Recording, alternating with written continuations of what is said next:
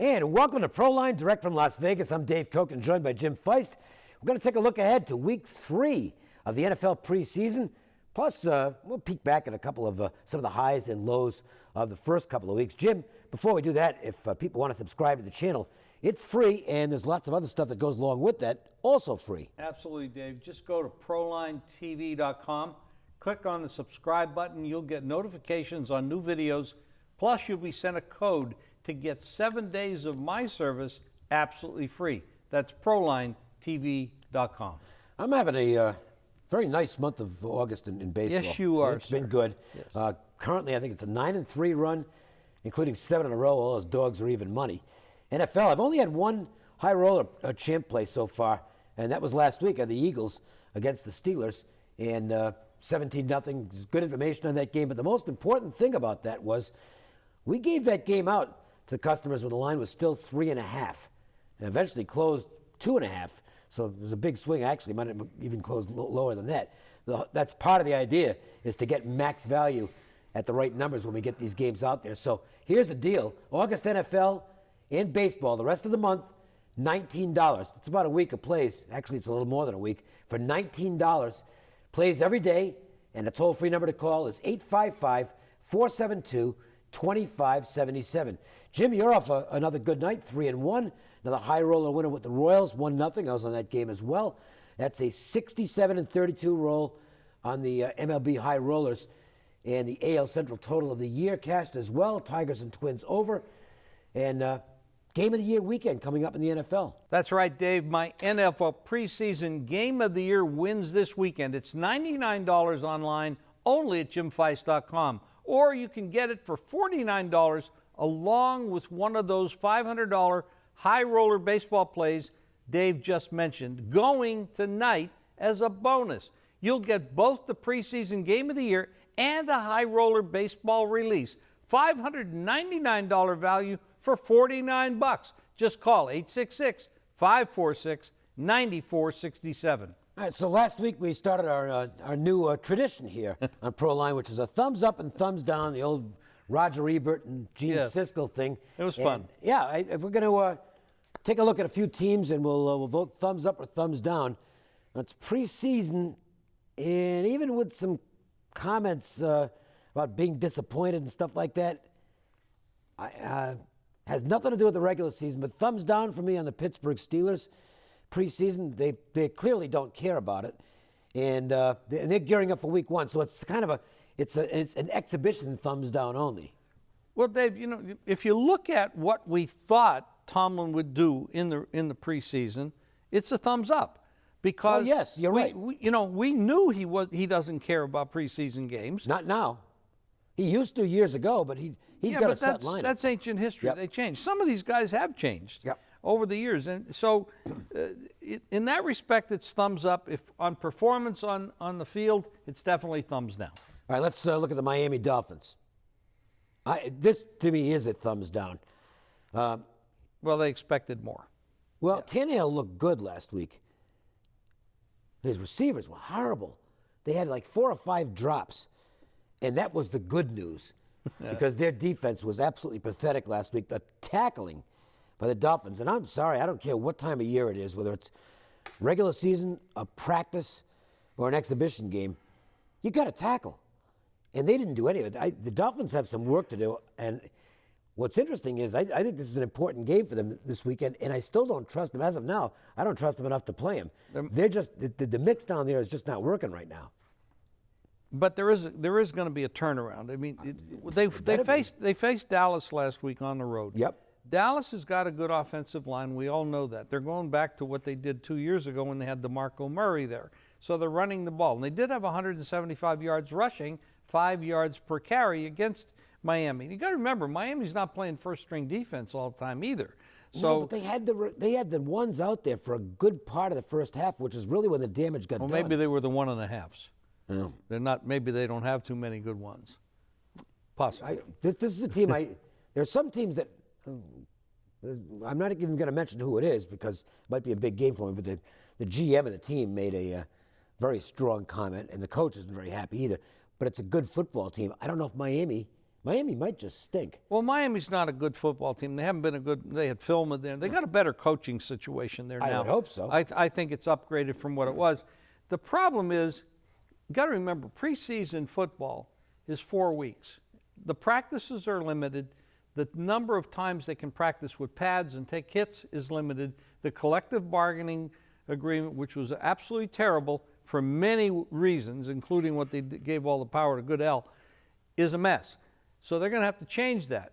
And I think that comes up in year 2020.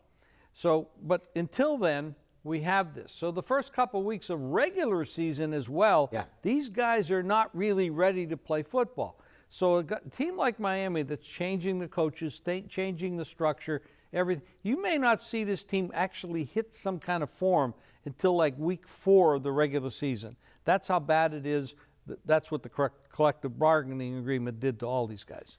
The Lions are interesting because, they keep desperately searching for a running game, and they can't find one. Which Barry Sanders, he's back. Yeah, really. Yeah. Means that Stafford ends up trying to do too much, and that's when he makes mistakes. You look at last week's game, and this is while the ones were in. Passed for 103 yards, ran for 14. Got to do better than that. I mean, they have to establish a running game, or it's just going to be the same old thing with Stafford putting up big numbers and, probably throw it for 4,000-something yards, but he's going to have picks because he's asked to do what the truly elite quarterbacks in the league do, and he isn't a truly elite quarterback. I think he's serviceable, but he's in an offense where he's required to do too much. I think he's more than serviceable when you look across the league. I might have shortchanged him. But this is a different team now. They lost Megatron. They're going to spread the ball around a little bit more. Caldwell last year, at the end of the season, would have been 7-1. Yep. Had it not been for Hail Mary, the Hail Mary by Rodgers, which was incredible. So when you have that kind of momentum going into a new season like this, I think Detroit's going to be a little bit dangerous. Preseason, you have to take everything you see with a grain of salt. And like, for example, San Francisco won a game last week. That's not going to happen in the regular season. Put up 31 points. Yeah, I mean, this is, you take everything you see with a grain of salt in the preseason. This is the week where you have the dress rehearsal, and we do expect a little bit more. But remember, it is preseason. Doug Peterson has to be happy with certain aspects of what's going on in Philadelphia. 9 takeaways in 6 quarters by the Eagles defense. That's pretty good. We're talking about the front line guys. It's very, very good. And when you look at what they did last year, and of course, a different coach and everything else changes there. But no, I'm not optimistic about Philadelphia. No, this I year. think they've got limitations. I think the quarterback situation is going to be a big problem. I don't know who. Well, Bradford. Well, it's going to be Bradford. It's got to be Bradford. Yeah. Chase Daniel is there, but they don't really. I don't expect him to stay. They might trade him. It's a possibility. The other kid that they drafted got hurt. He's out for a bit. I'm not real optimistic about the Eagles this year. I think that they're going to have some problems. Vikings fans are very optimistic about their team. And, they've got a coach who I think likes to win them all. He looks Zimmer's that way. falling into that category, and I have no problem with that. Well, Zimmer's a tough guy. Yes. I mean, he. Remember him on Hard Knocks when he was defensive coordinator for the Bengals? One of the years the Bengals was the Hard Knocks team. He can be a little profane at times. A little bit. But, I mean, this guy's at 9-2 straight up and against the spread in the preseason. He does come to win. There's really no reason to push these guys in the preseason too hard because they do have a long season ahead of them. But he gets his team ready. So when I talked about teams not being ready week 1, this isn't one of those. The way this guy coaches, and it comes down to coaching. Coaching does matter. A good coach will have his team ready, and this guy will have his team ready. Yeah, I'm very impressed with what he's done. We'll continue the exhibition talk. We've got some games to look at, obviously. But first, if you want to ask us a sports wagering question, I think we're authorities on it at this point. And you can go to ProlineTV.com, drop us a question. It doesn't cost anything, obviously. And speaking of not costing anything, be sure to hit the subscribe button to get 7 days of action free. Plus, you can go to JimFeist.com for free stats, articles, videos, my fast facts, which you'll absolutely love, and plays from the nation's top handicappers. All right, time to look at some Week 3 NFL preseason games. All right, let's first talk about the Dallas-Seattle matchup. This is interesting because Pete Carroll has always been a coach that prior to this season seemed to want to get that mojo working right away. Absolutely. But the interesting thing is, the last 2 years in the regular season, the Seahawks they've had to rally.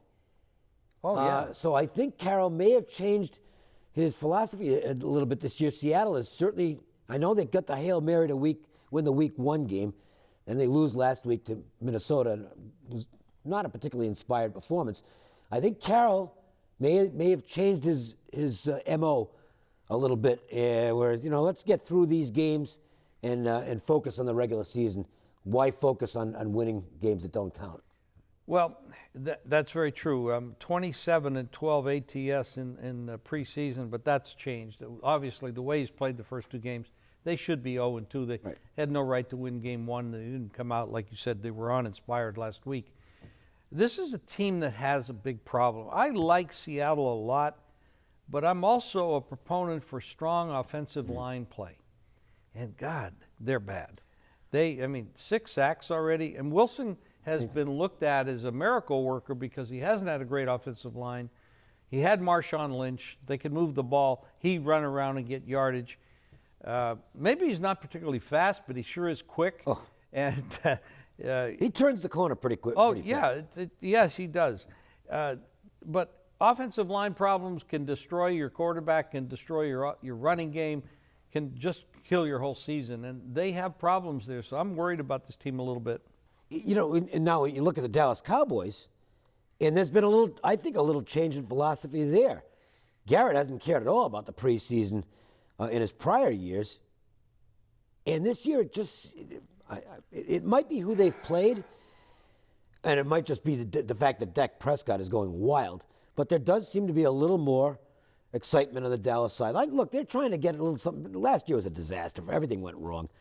The team was a gigantic flop. I know the injuries had everything to do with it, but it's still, you want to wash that 4-12 taste out of your mouth. I think they did that to some extent last week. It was a good performance. I don't know in this game if they can do that, though. They've got to take the approach, we can't get any more injuries. With the suspensions and the injuries, this team is not in good shape. I believe in the regular season they open up against the Giants, which is a big division rival that they're going to have to be prepared for, because one thing New York can do is put up points. They have deficiencies on the defensive side of the ball, but when you look at the Dallas injuries, Des Bryant now has he's a got a concussion. He's not playing. Yeah. And the suspensions that they have, the disciplinary problems that Dallas has had over the years might go back to the owner. And the general manager is one and the same, Jerry Jones. But I think they've played one postseason game, playoff game in 6 years on this team. They've been a total failure. Even though they're America's team, they have not lived up to expectations. I thought originally that this team would go somewhere, but I'm really questioning it because the way this team is structured and put together, it just doesn't make sense on the field. When you look at it on paper, you say, yeah, they have a lot of stars. But if it wasn't for Dak Prescott, I don't think they'd be doing very well in the preseason. This kid just happened to come out. He came out of the SEC, and he's played good competition in the SEC, and he's looking. He's a gem. He's a steal in the draft So far. Yeah, I'll take that. Yeah. We'll see what happens and we'll see what happens this week if he goes into if he goes in against the Seattle and keeps rolling. Well, it's early. We'll see. But we just talked about Seattle. Should see Elliott this weekend too. Pardon me? We're going to see Zeke. Yeah. Well, last week they had 175 yards rushing against Miami. Yep. So if they can run the ball and they focus on that, it does look at the moment that Dallas cares more about preseason than Seattle does because of the way Seattle's played the first 2 games. However, it doesn't look like Dallas is coming to play in this game.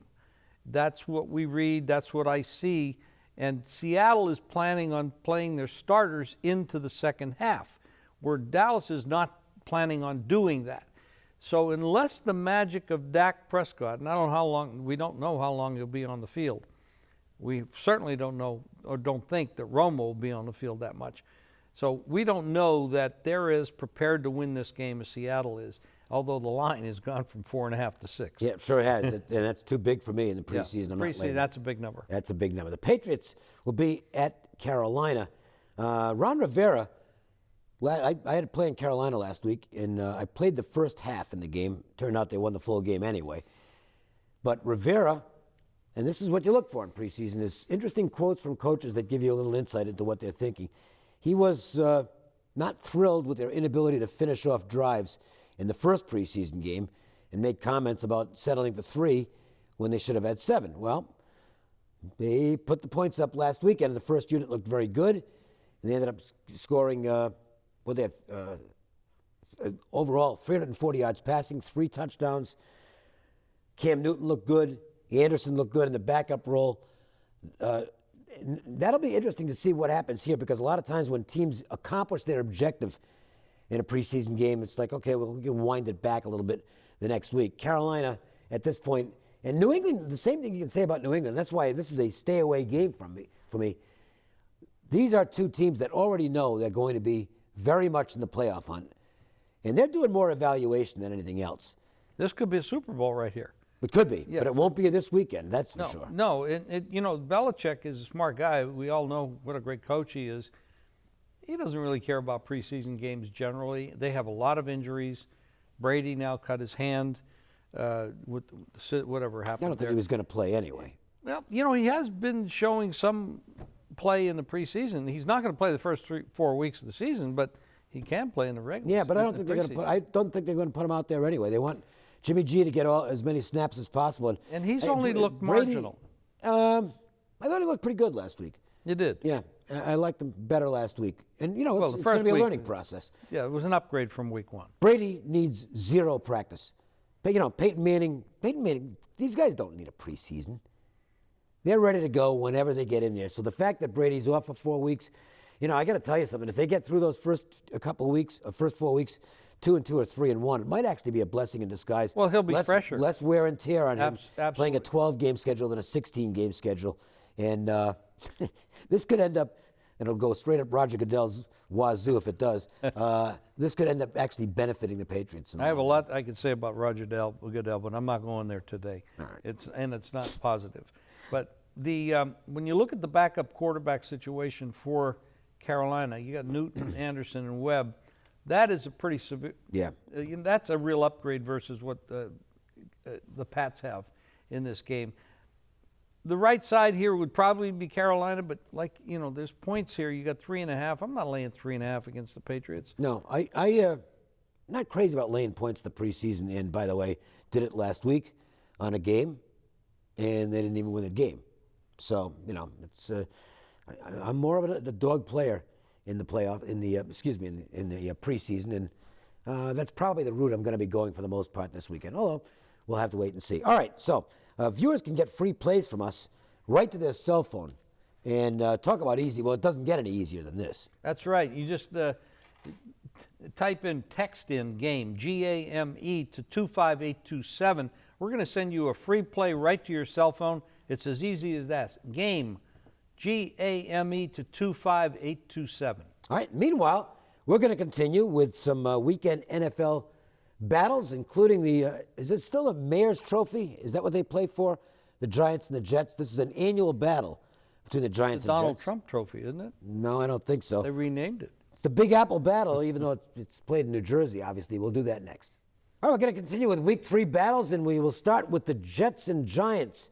As you know, it's the battle for New York City in New Jersey.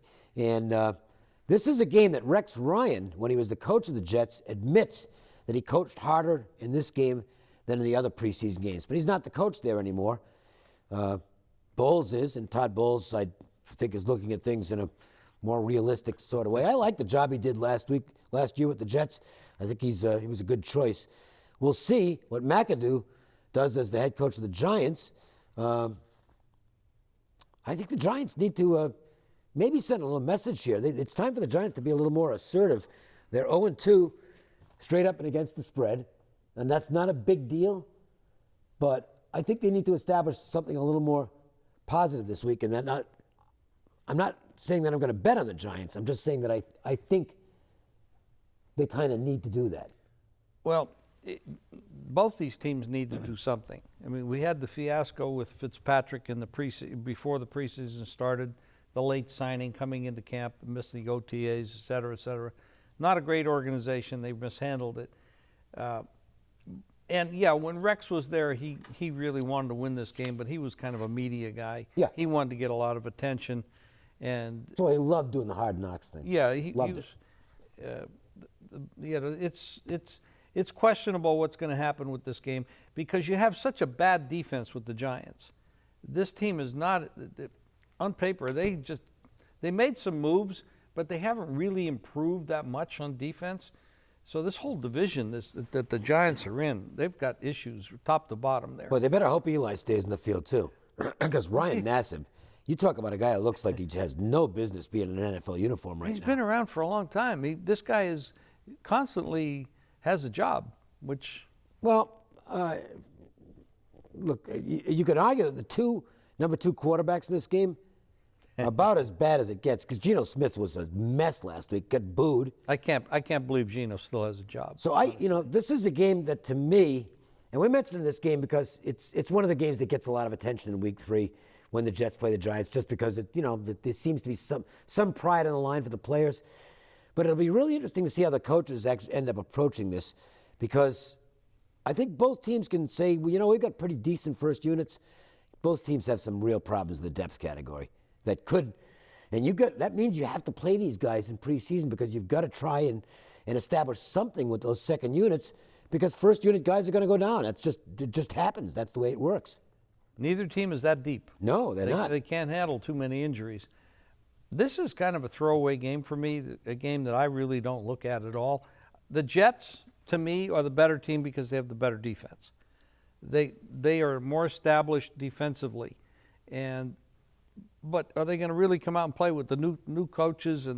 No, there's not enough tradition here for me to look at this game. This is not a non-bettable game for me. Now the next game I think is bettable, and in fact I have already bet this game. And there's good reason. Well, I think there is. I took the Arizona Cardinals +1, and this is where we get quotes that I think are telling.